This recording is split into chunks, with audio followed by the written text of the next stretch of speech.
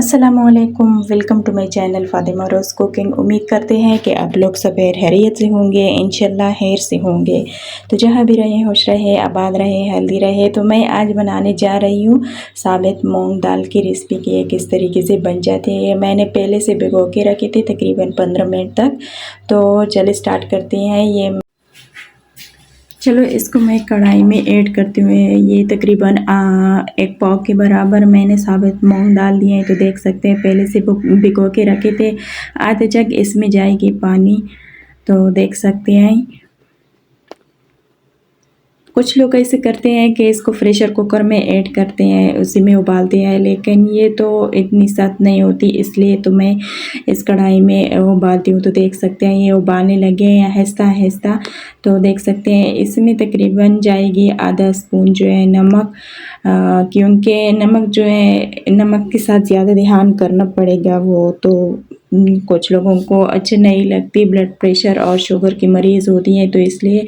तो देख सकते हैं मैं आप लोगों को चेक कराती हूँ कि ये पकी है या नहीं, ये थोड़ा सा कच्ची है। तो देख सकते हैं तो इसके लिए मैंने और पानी की ज़रूरत होती है, तो आधा जग जो है ना इसमें और पानी ऐड करती हूँ। तकरीबन 2 से 3 गिलास गर्म की थी थोड़ा सा। अच्छा, इसमें ठंडा पानी नहीं ऐड करना, अगर ठंडा पानी इसमें ऐड करोगे ना तो ये सालन ख़राब हो जाएगी। थोड़ा सा गर्म होके फिर इसमें डालना पड़ेगा, क्योंकि इसके साथ जायका भी अच्छा होता है। इसके लिए मैंने तकरीबन 1 मीडियम साइज़ प्याज लिया है। प्याज इसमें ज़्यादा ऐड नहीं होती। 5 से 6 हरी मिर्चें, 1 टमाटर लिया है। टमाटर ज़्यादा ऐड नहीं होती इसमें। तो देख सकते हैं बस ये सारी चीज़ें, और ये मसाले हैं मेरे साथ। तो आधा स्पून जो है वो मैंने नमक लिया है। लहसुन का पेस्ट 1 स्पून।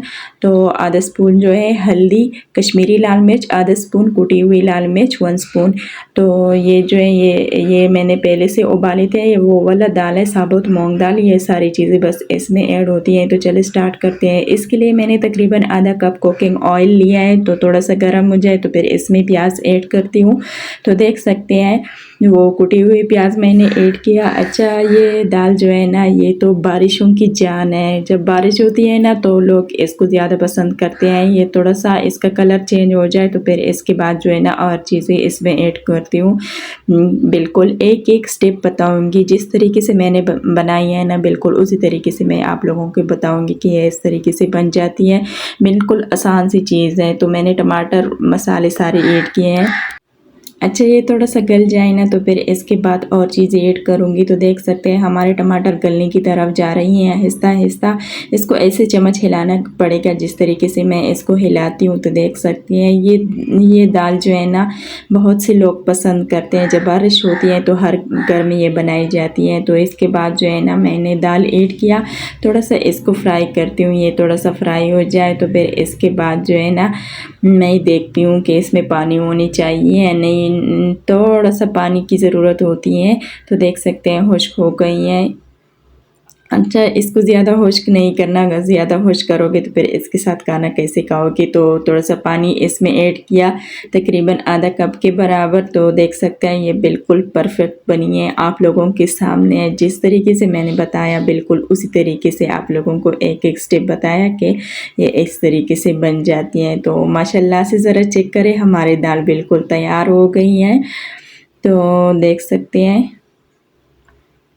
ये इस तरीके से ज़रूर बनाया करो, ये बहुत टेस्टी दाल है। तो अगर आप लोगों को हमारी वीडियो अच्छी लगी तो प्लीज़ लाइक सब्सक्राइब करना ना भूलिए। तो चले आज के लिए अल्लाह हाफ़िज़, कल तक मिलते हैं नेक्स्ट वीडियो की तरफ।